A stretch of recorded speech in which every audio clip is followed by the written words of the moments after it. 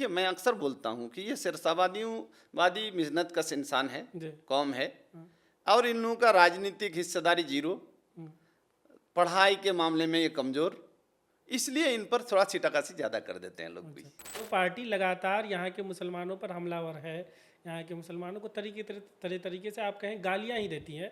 तो उस पार्टी के साथ आप सुरक्षित फील कर रहे हैं, मतलब वहाँ पे आपको लग रहा है कि वो पार्टी इस इलाके का भला कर सकती है। अभी जब हम ये इंटरव्यू कर रहे हैं 23 जुलाई को, टाइम लगभग 3 बज रहा है, 3 बजे दोपहर। अभी से ठीक एक घंटे पहले बीजेपी का जो नेशनल पेज है, भारतीय जनता पार्टी बीजेपी, जो फेसबुक आईडी है, उस पर एक पोस्टर डाला गया है। वो पोस्टर भी मैंने आपको अभी दिखाया, जिस पोस्टर में दो लोग बातें कर रहे हैं, जिसमें एक दाढ़ी वाला मुस्लिम पीछे से दिख रहा है। एक आदमी कह रहा है तुमको वोटर बनाना मेरा काम है। दूसरा जो दाढ़ी वाला अपेरेंटली मुस्लिम है, वो कह रहा है मैं बांग्लादेश का हूँ, मेरे पास प्रूफ नहीं है, बिहार का। नीचे बड़ा सा लिखा हुआ है घुसपैठियों का यार, देश का गद्दार, और ऊपर कैप्शन है SIR से आपत्ति इसलिए। पार्टी की पॉलिटिक्स है आपकी, भाजपा इसी पे इस बार इलेक्शन लड़ना चाह रही है, पूरा लग रहा है। तो आप कैसे कह रहे हैं कि दूसरे लोग कर रहे हैं, आपकी पार्टी कर रही है? तो गोपाल जी, भाई वो तो बनिया है ना, बिजनेसमैन है ना, वो किसी पार्टी का आदमी नहीं है। वो ना बीजेपी, ना RJD, ना JDU, किसी नहीं, परता पार्टी बोलते हैं उसको। उसको जिधर फायदा मिलेगा उधर काम करेगा गोपाल जी। मैं आपसे आपका निजी एक्सपीरियंस जानना चाहूँगा। जब प्रधानमंत्री मोदी इस तरह का बयान देते हैं, भाजपा के फेसबुक पेज पे ऐसा आता है, या मांझी जी ने ही जो 2023 में बोला कि शेरशाहवादी परिवार के लोग यहाँ बाहर से आए हुए हैं, जिस जमीन पर शेड्यूल कास्ट का कब्जा होना चाहिए उन पर शेरशाहवादियों ने कब्जा कर रखा है। तो इस तरह का बयान जब अपने गठबंधन के नेता, अपने पार्टी के बड़े नेताओं के मुंह से सुनते हैं, अपने खुद के पार्टी के फेसबुक पेज से जारी होते हुए देखते हैं, तो आपको कैसा महसूस होता है? हमारे यहाँ जो और नेता गुजरे हैं, जो सिरसावादी और सुरजापुरी वोट से जीतते थे, लेकिन उस जमाने में वो लिखते थे दीवारों पे कि हाथ में लुंगी मुंह में पान, भागो भटिया पाकिस्तान, और मुसलमानों को टारगेट करते थे। वो सिर्फ ये हमारे मुस्लिम लीडर ही करवाते थे कि अगर घुसपैठी है कोई, अगर है तो उसको तो निकलना चाहिए। आपके नज़र में है? नहीं, हमारे नज़र में नहीं है, लेकिन अगर है तो उसको निकलना चाहिए घुसपैठी को। जंग और मोहब्बत में सब जायज़ है, एक जंग है। अच्छा, हाँ, इसको मानिए।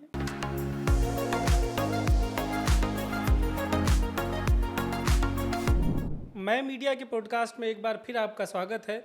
इन दिनों बिहार में वोटर लिस्ट रिवीजन का काम चल रहा है, जिसे SIR कहा जा रहा है, और इसी के आड़ में फिर से जो बिहार की राजनीति है, राष्ट्रीय स्तर पर ही बल्कि कहें कि फिर एक बार सीमांचल पर केंद्रित हो गई है, और एक ही मुद्दा बन गया है, घुसपैठ यहाँ पर है या नहीं है।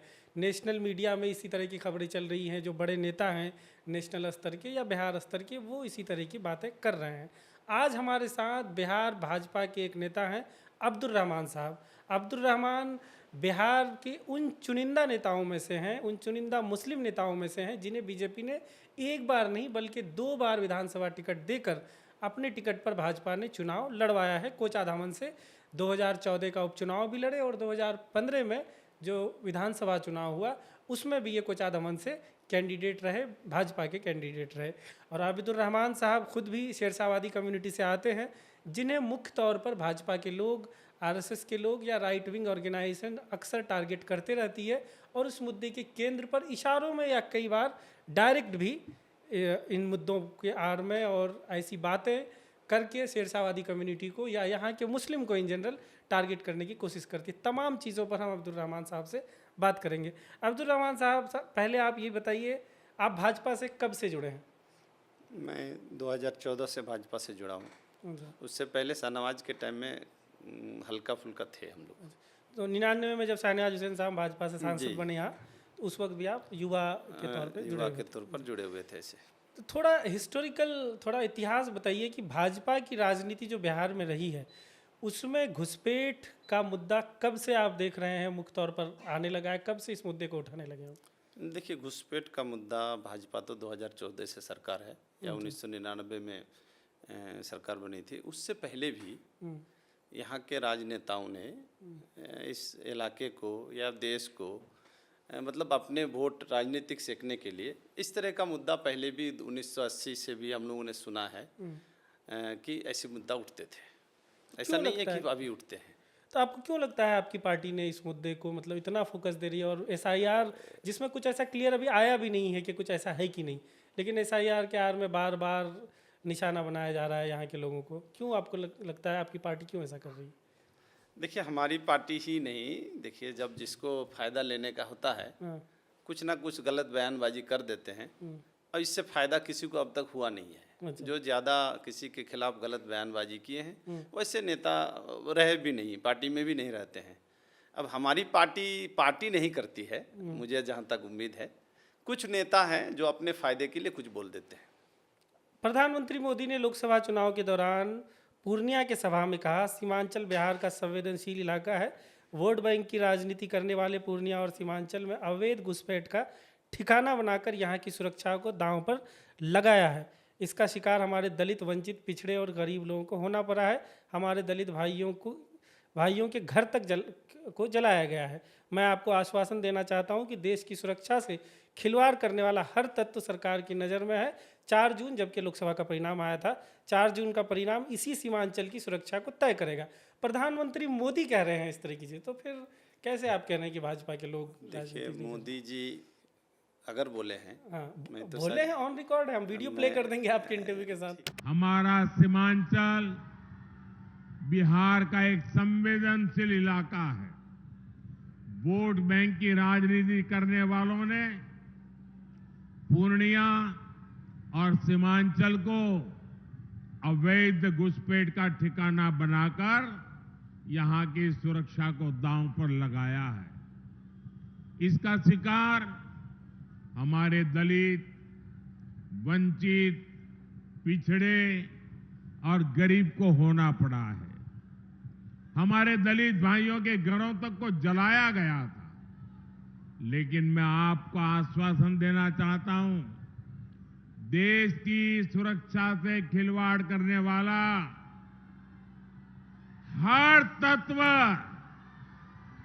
सरकार की नजर में है। 4 जून का परिणाम इसी सीमांचल की सुरक्षा तय करेगा। अगर बोले हैं तो मोदी जी को इस इलाके के बारे में किसी ने बताया होगा। अच्छा। जिनको यहाँ की राजनीतिक रोटी सेकनी होती है वो कुछ ना कुछ कान भरते हैं और उसी बात को किसी मंच पे बुलवा देते हैं। तो इस तरह का होता है। तो गलत हमारे यहाँ के लोग हैं, गलत मोदी जी नहीं हैं या गलत मांझी जी नहीं हैं। यहाँ के जो लोग हैं वो अपनी राजनीतिक रोटी सेकने के लिए इस तरह का बयानबाजी करते हैं। मैं इससे पहले भी मैं एक बार और इंटरव्यू में कहा है कि हमारे यहाँ जो और नेता गुजरे हैं जो सिरसावादी और सुरजापुरी वोट से जीतते थे, लेकिन उस जमाने में वो लिखते थे दीवारों पे कि हाथ में लुंगी मुंह में पान, भागो भटिया पाकिस्तान, और मुसलमानों को टारगेट करते थे। वो सिर्फ ये हमारे मुस्लिम लीडर ही करवाते थे। अच्छा, कौन थे ये? स्पेसिफिक नाम बताइए। नाम नहीं बोलना ही बेहतर है। अच्छा। लोग जानते हैं उनको। अच्छा। तो उस डर से हमारे लोग उसको वोट डालते थे। अच्छा। तो इस तरह का भी खेल होता है, मतलब जो डराता था उसी को वोट डालते थे क्योंकि डराने वाले का पता नहीं चलता था। अच्छा। और कुछ इस तरह का काम आज भी हो रहा है। जैसे मुझे टिकट मिला 2014 में, तो हमारे ही मुस्लिम भाई कुछ उसने कहा कि बांग्लादेशी को टिकट दिया।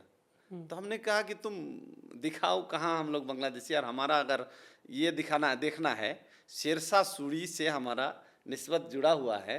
शेरशाह सूरी 1540 ईस्वी में हुकूमत किए हैं, और शेरशाह सूरी को जानते हैं कि उसने जितना काम किया है अब तक। आप किसी भाजपा से सुने हैं या किसी भी पार्टी से कि शेरशाह सूरी ने गलत काम किया है? क्योंकि मेहनत करने वाले इंसान थे, सिपाही थे, फिर बादशाह बने, और उसने जो 5 साल में काम किया अब तक उसका मिसाल नहीं है। तो हम लोग भी शेरशाहवादी हैं, और शेरशाहवादी आप जानते हैं कि जितना मोटे टाइप का काम, मिट्टी उठाना या मजबूत काम करना, ये शेरशाहवादियों का काम है।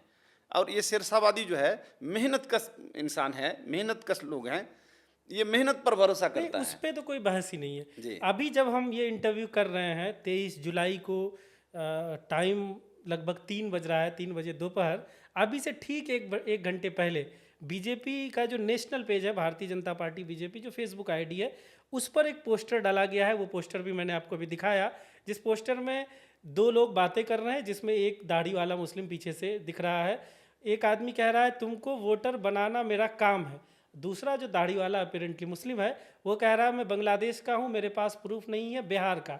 नीचे बड़ा सा लिखा हुआ है घुसपैठियों का यार, देश का गद्दार, और ऊपर कैप्शन है SIR से आपत्ति इसलिए।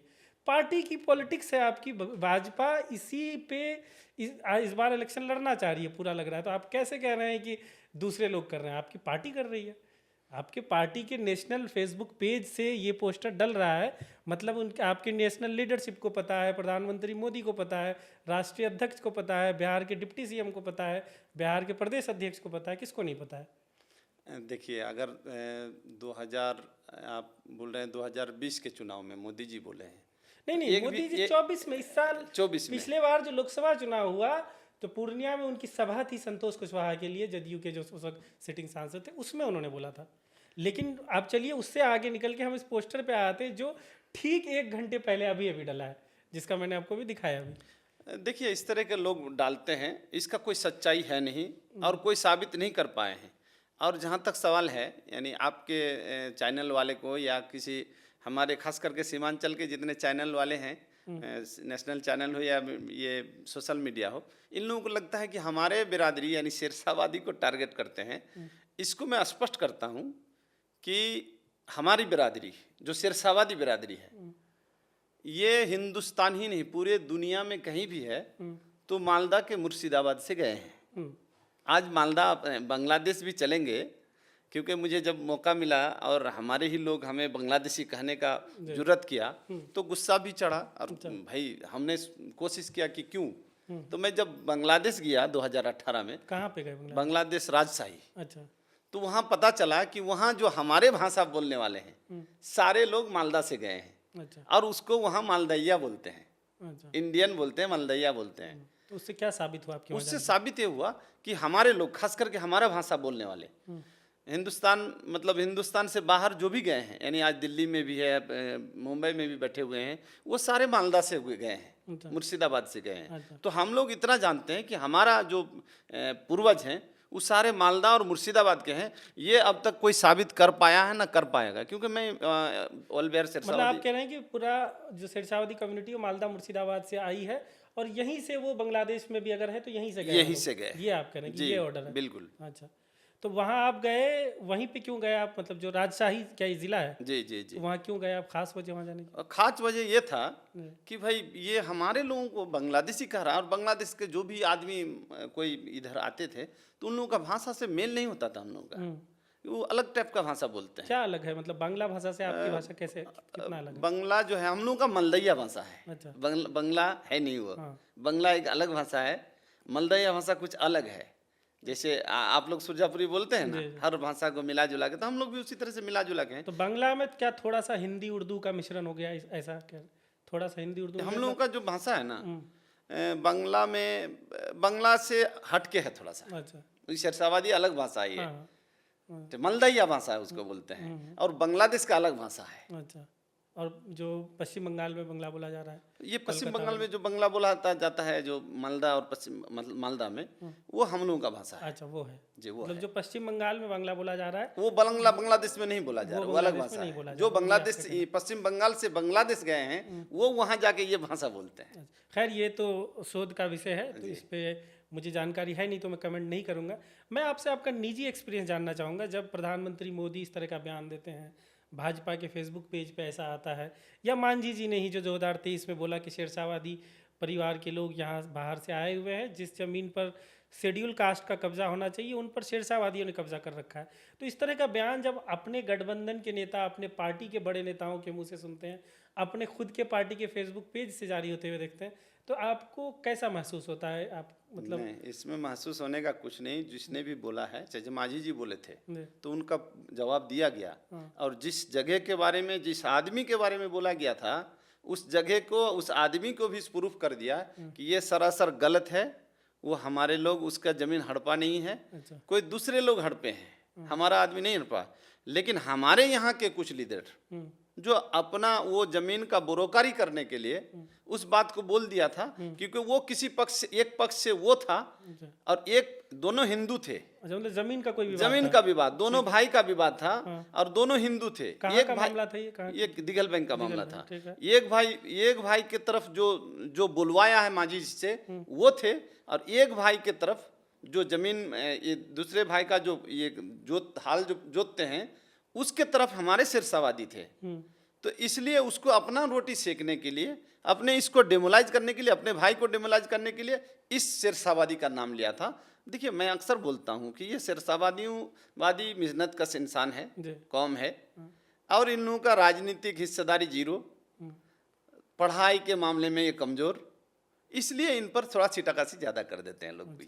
बीजेपी में घुसपैठ की पॉलिटिक्स की शुरुआत आपके याद में कहाँ से शुरू होती है, कब से शुरू होती है?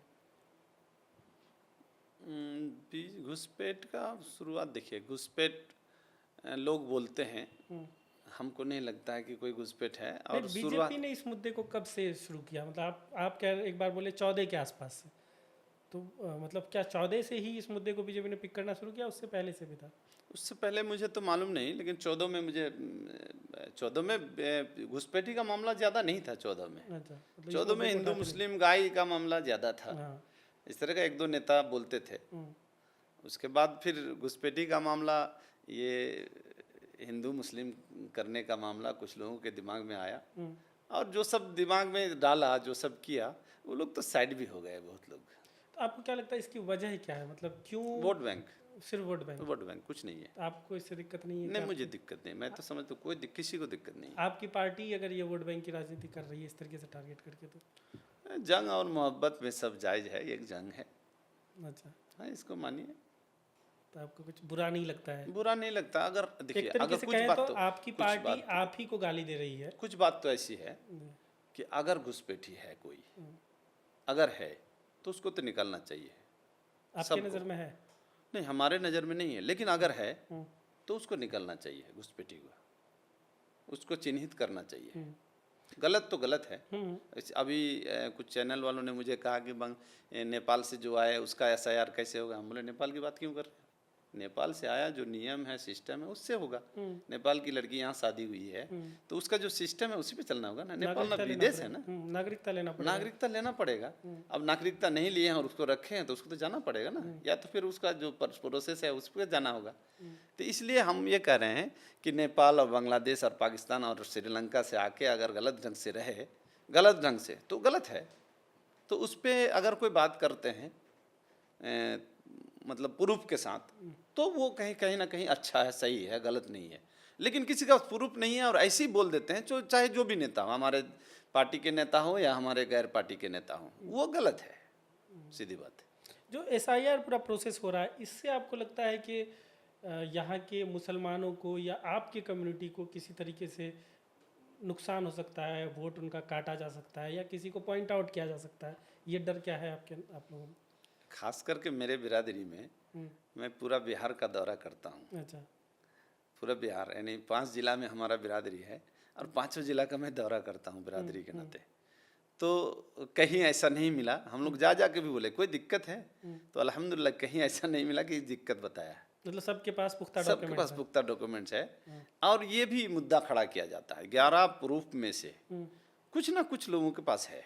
अच्छा, नहीं भी है तो आपके पास ऑप्शन है, अब जाति बना लीजिए, निवास बना लीजिए। कहाँ बन रहा है? तो बहुत लेट हो रहा है, डिले हो रहा है। सर, लेट तो होगा ही। अब एक साथ सब लोग बनाने, और जानते हैं ये भी बात है कि जिसके पास प्रूफ है वो भी बनाने जा रहा है, उसके पास सर्टिफिकेट है, उसके पास 2003 का प्रूफ है, फिर भी वो बनाने जा रहा है झूठ में। तो इस तरह का जो बना रहा है वो गलत है ना। तो और गलत होने का कारण भी यही है कि हमारे लोग, यानी विपक्ष के लोग, खास करके UPA के लोग, इतना ना डर दिखा दिया लोगों को, जो एकदम दहशत में आ गए लोग। हालांकि ये है ही नहीं।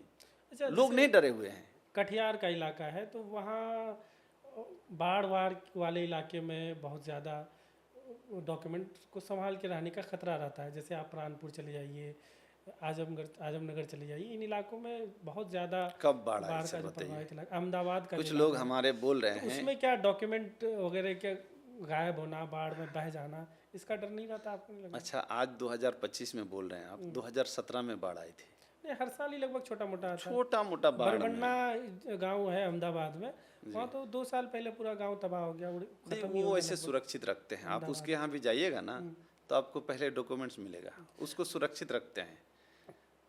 खास करके वो लोग ज़्यादा सुरक्षित रखते हैं। ये जो बेतुका बात है, सच्ची बात है। अगर मैं पक्ष के लोग, हमारे पार्टी के लोग अगर बोल रहे हैं कि ऐसा है वैसा है, तो ये लोग भी कुछ बातों को जो बोल रहे हैं ना, उसका भी जवाब देने का तरीका अच्छा नहीं है। अब बाढ़ की बात करते हैं, 2017 में बाढ़, आज 2025 है। 8 साल के अंदर, नहीं, बाढ़ तो खैर बीच बीच में 8 साल के अंदर हमको लगता है 5-7 17 में बड़ा बाढ़ आया। इसका मतलब ये तो नहीं कि 17 के बाद बाढ़ ही नहीं आया। नहीं, बाढ़ आया लेकिन लोग भसे नहीं, लोग इधर तितर बितर नहीं गाँव हुए। कटते रहे, बहुत कम, रिपोर्टिंग बहुत करते कम, बहुत कम, बहुत कम। 17 के बाद आपको बाढ़ नहीं है। नहीं, फिर तो आपको अंदाज़ा नहीं है किस स्केल का बाढ़ आया है। 17 के बाद भी हम लोगों ने लगातार उस पर रिपोर्टिंग किया। अच्छा, खैर आप जो बताए कि 5 जिले आप घूमते हैं, घूमा आपने, और हर जगह लगभग सबके पास दस्तावेज है, तो किशनगंज, पूर्णिया, कटिहार, अररिया और सुपौल, ये 5 जिलों की आप बात कर रहे हैं। तो किस तरह के मेन दस्तावेज आपको दिख रहे हैं? क्या 11 दस्तावेज में से 2-3 दस्तावेज या जो पुख्ता दस्तावेज, पासपोर्ट वगैरह, इस तरह के भी लगभग लोगों के पास ये क्या बोलते हैं, आवास है, आवास, रेजिडेंशियल सर्टिफिकेट, जी, आवास बना हुआ है, आवास पहले से बना हुआ है। लगभग लोगों के पास। हाँ। जाति बहुत लोग बना लिए हैं, पढ़े लिखे तो अक्सर बना ही लिए हैं, क्योंकि उसका कुछ फायदा लेने के लिए। आवास, निवास और निवास, आय, जाति, ये 3 सर्टिफिकेट तो अक्सर लोगों के पास है। और जो पढ़े लिखे हैं, जिसके पास सर्टिफिकेट है, और ऐसा थोड़ी है, आज तो हमारा बिरादरी भी लगभग सबका नाम स्कूल में है, वहाँ से आपका ये निकल जाता है। वस्तनिया फ़कनिया तो कर ही लेते हैं ना लगभग लोग। तो अभी वो भी मामला हमारे लोगों में बहुत कम है। और ऐसे भी हम लोग कमज़ोर आदमी हैं, तो टारगेट करते हैं, तो हम लोग ऐसे भी कागज़ मजबूत करके रखे हैं। तो ये बातें आप अपनी पार्टी में नहीं बताते हैं कि मतलब इस तरह का कुछ है ही नहीं, सबके पास देखिए, दस्तावेज है? आप एक बात और जानिए कि हमारे लोग जो बोलते हैं कि हमको टारगेट करते हैं, मैं उसको खंडन करता हूँ कि हमको टारगेट नहीं करते हैं। नहीं, कई बार नाम लेके करते हैं ना। नहीं, कई बार नाम देखिए, आप पटना चले जाइए, दिल्ली चले जाइए, सिरसावादी को नहीं पहचानते है कौन? गिरिराज सिंह जैसे हैं, बार नहीं बार मालूम है इनको। बार बार नाम लेके बोलते हैं ना। नहीं, सिरसावादी नाम नहीं लेते हैं, बोलते हैं, सिरसावादी, घुसपैठिए का बात सिरसावादी करते बोलते हैं। हैं, मुसलमान घुसपैठी का बात करता है, सिरसावादी का बात नहीं करता है। अब इसको हमारे साथ जोड़ देते हैं कुछ लोग, तो ये गलत है। मांझी जी ने, चलिए मांझी जी पे ने आपने केस किया, उन्होंने बाई नेम नहीं लिया, नाम लेके बोला उन्होंने। मांझी जी ने लिया, तो मैंने आपको बताया, मांझी जी को लेने पे मजबूर किया, मांझी जी को बताया, लेकिन दोनों चीज नहीं बताया कि 2 आदमी की लड़ाई में, 2 हिंदू भाई की लड़ाई में, 2 मुस्लिम, एक सुरजापुरी, एक सिरसावादी, जो सच्चाई है। अच्छा। एक तरफ सुरजापुरी, एक सिरसावादी। तो सिरसावादी जमीन कर रहे थे, क्योंकि वो दखल में है, क्योंकि इस पे कर रहे हैं, किराए पे उसका मुआवजा देते हैं, तो उसका तो कोई मामला ही नहीं है, खंडन हो गया। हम लोगों ने केस भी किया, अच्छा। उस आदमी पर केस भी किया, उस पत्रकार पर भी केस किया। उसने माफ़ी मांगा कि आपने इसको कैसे दिखाया। और सारे पत्रकार आपके जो सोशल मीडिया वाले हैं, इन लोगों ने तो अच्छे ढंग से दिखाया उस बात को। अच्छा। और हम लोग ने थाना का ये किया, एसपी साहब आदेश दिए कि ऐसे लोगों को ये किया जाए। इस तरह की जब खबरें भी चलती है, अभी न्यूज़ 18 ने भी 2 दिन पहले चलाया, जिसमें गोपाल अग्रवाल जी का भी बयान है, तो उसमें भी ये लोग इशारों में वही कहते हैं, मतलब इशारा करते हैं। एक तो घुसपैठ का इन जनरल यहाँ के मुसलमानों को टारगेट कर रहे हैं, लेकिन इशारा करते हैं कि बंगला। देखिए, गोपाल अग्रवाल का जो मामला है, जी। ये सच्ची बात जानिए कि गोपाल अग्रवाल जो विधायक बने थे, हमारे ही बिरादरी के वोट से विधायक बने थे। और एक चीज तो जानते हैं कि 2005 में जो सपा से जीते जी, वो हमारे बिरादरी के वोट से ही बने थे। अच्छा। मरहूम मतीन सल्फी साहब का देन, मरहूम इसराइल साहब का देन, हमारे बिरादरी के बड़े बड़े लोग गोपाल अग्रवाल को विधायक बनाने में बहुत भागीदारी निभाए थे। फिर क्या हुआ? लेकिन उसके बाद क्या हुआ कि गोपाल जी, भाई वो तो बनिया है ना, बिजनेसमैन है ना, वो किसी पार्टी का आदमी नहीं है। वो ना बीजेपी, ना आरजेडी, ना जेडीयू, किसी नहीं, परता पार्टी बोलते हैं उसको जिधर फायदा मिलेगा उधर काम करेगा गोपाल जी। अच्छा। उसके बाद क्या हुआ कि जब हमारे लोगों को फायदा नहीं हुआ, हमारे लोगों को बहुत ज़्यादा तरजीह नहीं दिए, क्योंकि ये तो यूज एंड थ्रो बिरादरी है ना, लो और फेंक दो, तो हमारे लोग भी समझ गए कि ये तो सिर्फ मीठा बोल के लेगा, तो देगा नहीं। तो उसके बाद से हमारे बिरादरी वहाँ से हट गए लगभग, मतलब वोट नहीं डालते हैं। आज भी उसके वर्कर हैं, बहुत वर्कर हैं आज भी, लेकिन जिस हिसाब से दिया था उस हिसाब से नहीं है। तो उनको एक जलन सा हो रहा है कि साला जो बिरादरी कमजोर था, हमरे बल पे जीता था, आज ये हमको वोट नहीं डाल के अपना नेता खड़ा कर रहा है, इसलिए अनाप शनाप की बयानबाजी गोपाल जी दे रहे हैं। सच्चाई है ये। आपने बीच में एक बार कहा, बिना नाम लिए किसी पुराने यहाँ के मुस्लिम नेता का कहा कि वो दीवारों पे पेंटिंग करवाते थे आप लोगों के खिलाफ, तो इसलिए उस डर से लोग उनको वोट देते थे। अब जब आप ऐसे ही पार्टी बीजेपी से जुड़े हैं जो रेगुलर टारगेट करती है यहाँ के मुसलमानों को, आप उससे पार्टी से जुड़े हैं, क्या ये भी उसी वजह से है कि डर से आप बीजेपी में हैं, ताकि जो टारगेट कर रहे हैं उन्हीं के साथ रहेंगे तो आप सेफ रहेंगे, इस वजह से क्या बीजेपी? नहीं, मैं तो इसलिए हूँ कि हिंदुस्तान में सबसे कमज़ोर इलाका आप जानते हैं कि किशनगंज है, सीमांचल है, और सीमांचल में किशनगंज है। तो हम लोगों ने आज़ादी के बाद जब से चुनाव हुआ है 52 से, तब से कांग्रेस को जिता रहे हैं, और बीच में कांग्रेस ने हिंदू मुस्लिम किया तो आरजेडी को जिता रहे हैं। तो आज तक आरजेडी का झोला ढोते जा रहे हैं हम लोग। तो क्या आरजेडी हमको फ़ायदा कराया? अगर फ़ायदा कराया, कांग्रेस अगर फ़ायदा कराया, कांग्रेस हमारे हितैषी है, मुसलमानों के हितैषी है, तो ये किशनगंज जिला मुसलमानों का है और पिछड़ा जिला है, और आज भी पिछड़ा है हिंदुस्तान में। तो इतना पिछड़ा होने का कारण क्या है? इस कारण को मैं खोज रहा हूँ। बिहार में सरकार जिसकी हो, हिंदुस्तान में सरकार जिसकी हो, किशनगंज में सरकार मतलब एंटी बीजेपी का रहा, तो आप तरक्की क्यों नहीं किए? तो आपको तरक्की करने के लिए, हमारे लोगों को इस सीमांचल को तरक्की करने के लिए सरकार के साथ जुड़ना होगा। तो हम लोगों को हमको लगा खास करके 2014 में कि मोदी जी का लहर चला और मोदी जी जीतने वाले हैं। तो अगर उस पार्टी से मुझे टिकट मिल रही है तो मैं क्यों ना बीजेपी करूं? अच्छा, बीजेपी मुसलमानों की पार्टी, हिंदू की पार्टी है, तो क्या कांग्रेस मुसलमानों की पार्टी है? कांग्रेस क्या मुसलमानों की पार्टी है? मुसलमानों को बचाया? मैं तो खुले तौर पर बोलता हूँ, हम लोग जज्बाती कौम हैं और हक गो हैं। हम कहते हैं मुसलमानों को अगर बचाया होता तो आजम खान आज जेल में नहीं होते। मुसलमानों को बताया होता तो जितने लोग मारे गए, मुसलमानों के लीडर मारे गए, इनको बचाने के लिए कांग्रेस, आरजेडी, एसपी, बीएसपी, ये मायावती, ये ममता बनर्जी, ये लोग खड़ा होते ना, क्यों नहीं खड़ा हुए? तो हमारा ये मकसद नहीं। में क्या लॉजिक हुआ? ये खड़े नहीं हुए, ये नहीं लड़े, ये तो गलत है ही। हाँ। लेकिन वो जिस वजह से जेल है, जिनकी सरकार है वहाँ पर, आप उन्हीं के साथ है तो आप फिर ठीक है।